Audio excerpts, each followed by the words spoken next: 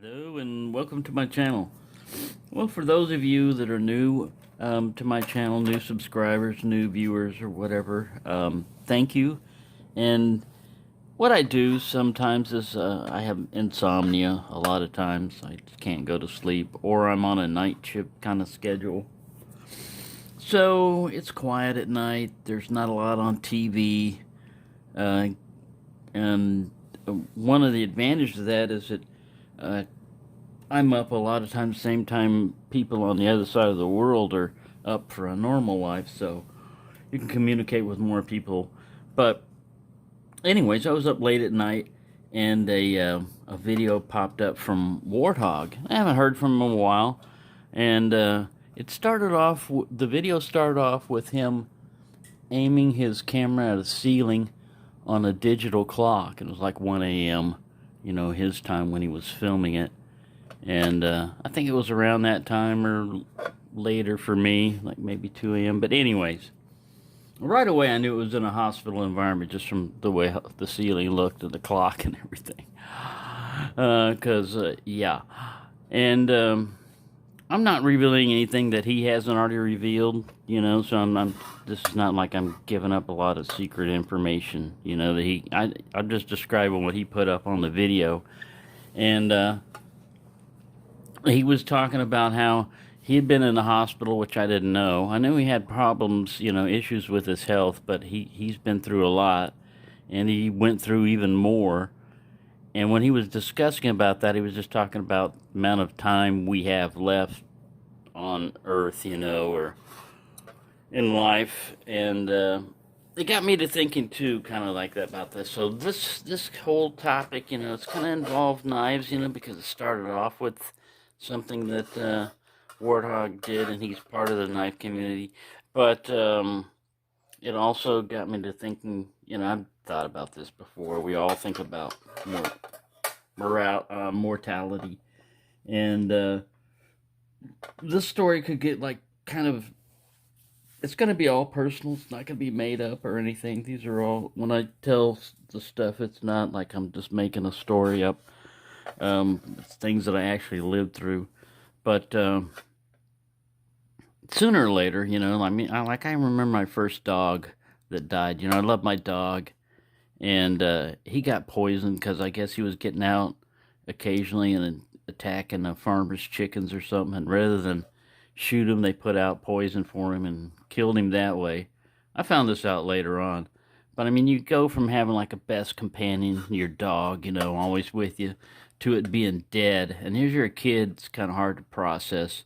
Before that had happened, when I was up in Michigan, 'cause, we were living in Michigan before we came to Houston. One of the kids that I went to school with, I think I went there kindergarten and first grade. One of the kids that I went to school with was either running up to the bus or getting off from the bus, and the bus ran over him.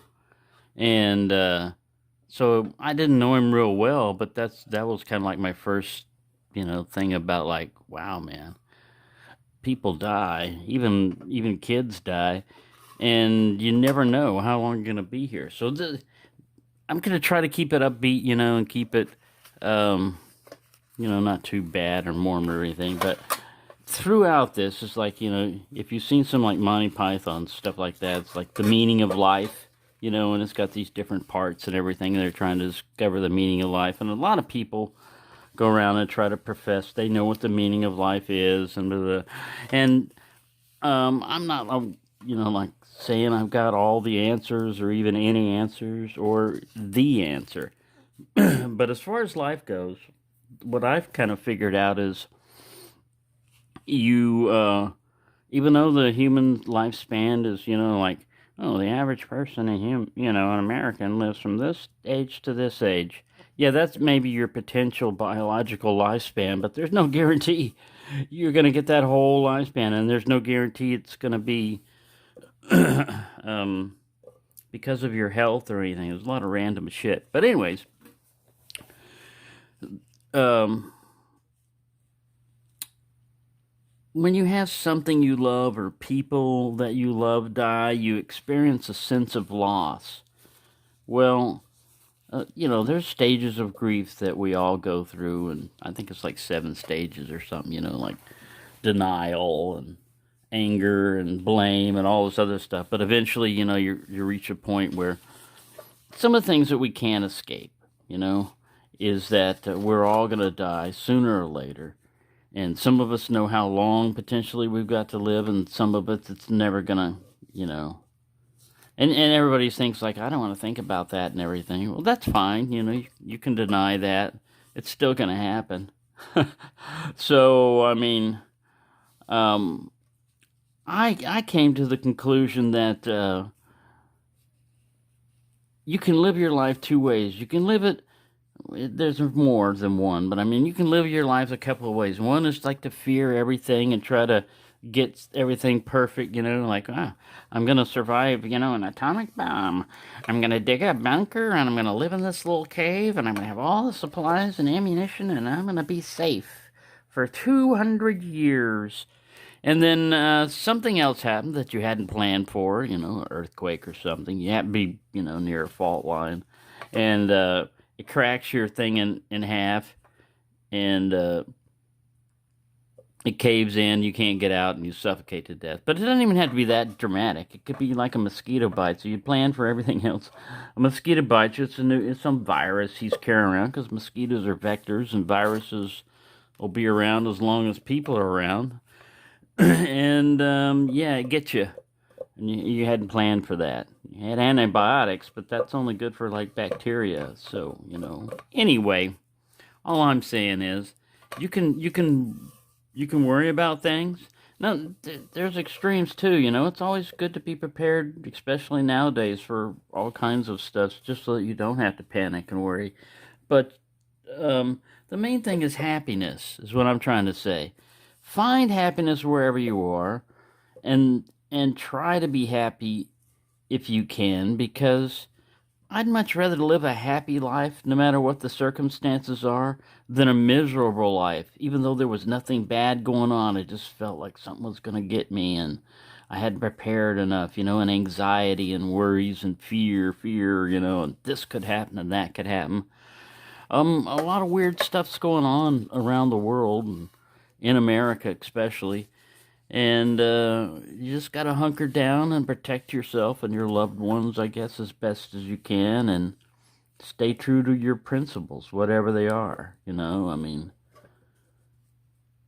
So, yeah, that's all I was going to say. But as far as, like, losing people, I haven't told anybody this story. And it's a story because nothing's made up, but I'm not going to go into full details of names and stuff like that, but when I was 50 years old, I was still in New Mexico, and a friend of mine was a Native American, so I'd hang out over at his house a lot. He had a pool table. He was really good at, pool. And we'd sit there and drink beer and have a good time and talk, and he'd have people over that I didn't know, like relatives and stuff like that. And a girl came over one time, and she was sitting there, and she kind of like kept to herself and everything. But she was a Native American, and she was young, like I said, I was 50 at the time. She was young, and of legal age. She was over 18. I didn't know it at the time. I thought she was younger than that. But anyways, I got to know her, started talking to her and everything, and I really liked her. I mean, we didn't get romantic or anything like that, but we were having a good conversation. I was talking to her, and she was no longer, we were both basically into each other, talking back and forth.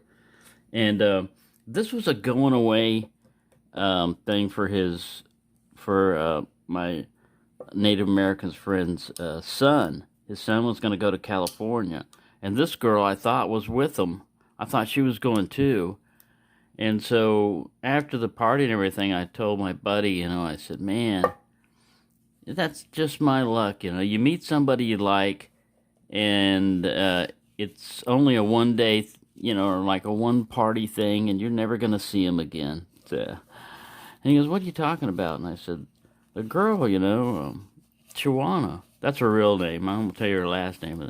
Shawana, I said, she's gonna go to California. He goes, what are you talking about, man? She hangs out in Santa Fe with Uncle Junior. Uncle Junior is a Native American Apache. Um, Man, if you picture an Apache in a picture from 1800s or whatever, he'd look just like that. He's pretty cool. He's a ex-vet too that was in Vietnam, and I wasn't in Vietnam, but he was. He was a little bit older than me, but she was staying there with him. So, because I was normally going over to Uncle Junior's anyway, every once in a while, I was only like 90 miles from Albuquerque. Go visit him on the weekend and hang out, talk to him and stuff. Um, she happened to be there at the time, and basically, to cut a long story short, I fell in love with her, and I didn't think it was going to be possible. I was divorced, I wasn't married or anything like that, but I just thought the age difference, like she might she might think I'm funny or something, but I'm not anything for her. But nah, man. Basically, she told me age doesn't matter. Love is love. I said, I had to verify even through other people, is she really, legal age, because she looks awfully young. I'm like, no, it's cool, yeah, yeah. All right, just checking.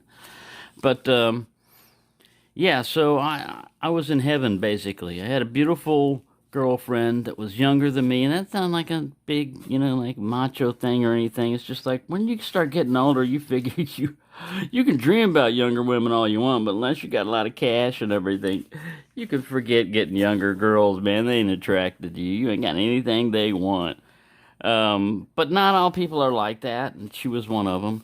Anyways, we were together for about like 6 months, and not physically living together, but together, and everything. And she was up in, she had moved up to a little further north of Santa Fe and was staying with somebody else, not romantic or anything, but another uncle. There's a lot of uncles around there.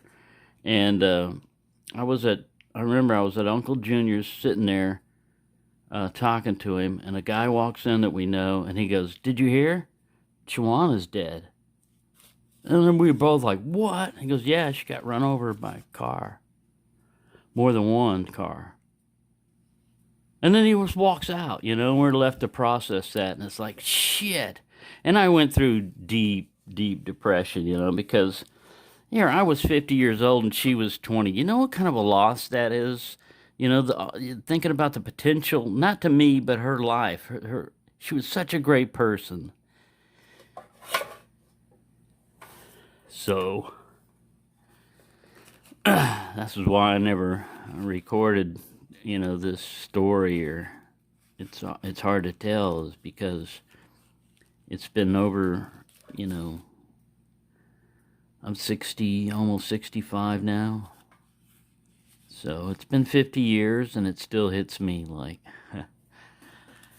But yeah, I went down the deep end and everything. I just didn't want to live. You know how it is, stuff like that. Questioning, is there a God and all that other stuff. And I came to the conclusion that there is no answer. Anybody who thinks they know answers full of shit. Nobody knows what happens after you die or when you die. Doesn't matter if you're a good person or a bad person. That just because you're a good person doesn't mean you're going to live to be 80 or 90 or whatever. Yeah, so yeah, I don't want to get it all morbid and everything, but after that, I just decided that when I finally pulled myself out of the gutter, I decided that it's much better to find enjoyment in your life and just enjoy. Don't dwell on the things, like you could look at that death and just think about that all your life and forget about the 6 months of, knowing somebody, the pleasure that you had that, nobody else got to experience. It's so rare, nobody else gets to experience it. So that's one of the hard pains to take, is the loss of someone else. I mean, if you get physical pain is difficult. I don't want to write that off, but mental pain can be much worse. And there's another hashtag, 22 a day, where a lot of veterans kill themselves. 22, usually they commit suicide. Because I've been in the same situation. I just want to say, as far as like despair or anything, and again, I'm no doctor, and speaking from any medical, I'm not trying to give anybody advice. I'm just talking about my life. And that is usually when I got boxed in to where I was thinking about doing something like that, and from my personal experience, it involved a woman. Not to blame women or anything, but that's just the way it turned out. And I thought I knew what the future was going to be. I thought I could predict how it's going to be. And I had boxed myself down into a yes or no, a binary type of situation. And most of the time, there's more than one option. Than if you start thinking, well, I can either do this or this. I have no other choice. Yeah, there's a lot of gray area, ifs and maybes in there. You think you know the future, but you don't, You don't know what's going to happen. So, anyways, the best thing to do is, try to be happy when you can. Try not to let shit stress you out. And enjoy the ones that you love, because there's no guarantee how long you're going to have them around.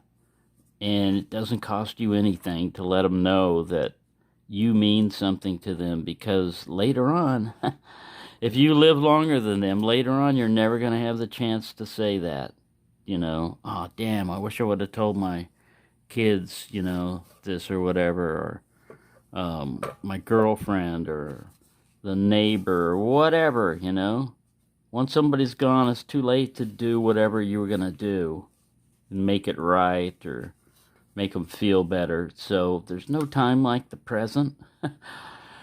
And if I can tie it back to knives and everything, is with Warthog, I'm not doing this sort of like a GoFundMe or anything like that, but everything. But if you want to support him, man, just go to his channel. On his last video, just give him a thumbs up. Just remember, he can't always reply back, when you're in a hospital and going through crap like that.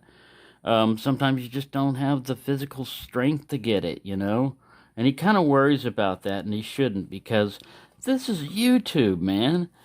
You take care of life. YouTube can wait, man. If I'm like, oh, my subscriber might get bad. Fuck them. Fuck your subscribers, man.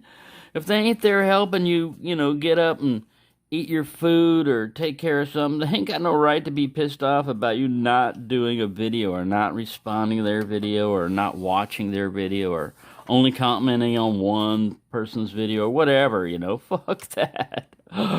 They're idiots. They don't deserve the time of day, but, they do need to be called out. I don't know any of them in particular, but, I mean, in his video, he was talking about that, how he's like, man, I'm really trying.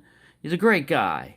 And here he is, near death, and he's worried about, some probably 2-year-old troll out there just trying to get attention, making comments on his videos. So I'm sorry it went like deep on this and everything, and kind of weird, but that's what happens with this. We did have a knife out here. I'll open it up. I really like this knife. I haven't cut anything with it yet or sharpened it, but it's nice and compact, and it's like a medium, it's almost like a medium toothpick in handle size and shape, but then it switches to a non-toothpick kind of thing. It's just different. I like a little bit different. So anyways, there you go. Hope you found this enjoying or whatever, and if you didn't, I understand, but it's not always knife, with me it's knife life, and this is part of our life. That's what I'm saying, life. I got it in the name of my channel, so I think I can speak a little bit about life.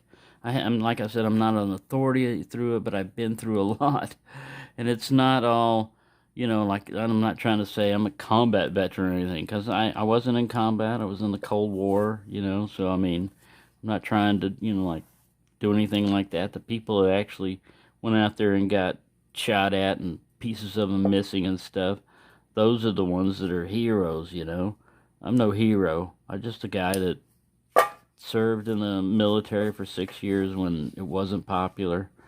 And my thought was that the way you express your the country at the time needed people in the military, and nobody was doing it, and it also offered me an opportunity to learn something like electronics. So it wasn't all just like, hey, look at me, I didn't even, I've never gone to the VA hospital. I didn't even know I was eligible. When I went in, unless you were in combat, you weren't eligible for medical benefits. Now that you are, I could actually use them, but I try to stay away from hospitals as much as possible. So, anyways, thank you for sticking around with this and putting up with my rambling. You can fast forward; it's going to sound weird, but sometimes if you go like 1.5 speed, you can still understand it, but it cuts down the time. So there, I don't mind, even if you don't watch all this. So. Anyways, thanks for watching. Those that have made it this far, and my next knife that is coming in is a case knife, and they haven't even shipped it yet. It's from Blade HQ, so I don't want to give away I want to build up the anticipation for you. I at least know what the knife's going to look like. Y'all don't know that yet, so that could be the mystery for you. Anyways, thank you for watching, and have a nice day, or night. It's like, what is it? Almost 4 a.m. here.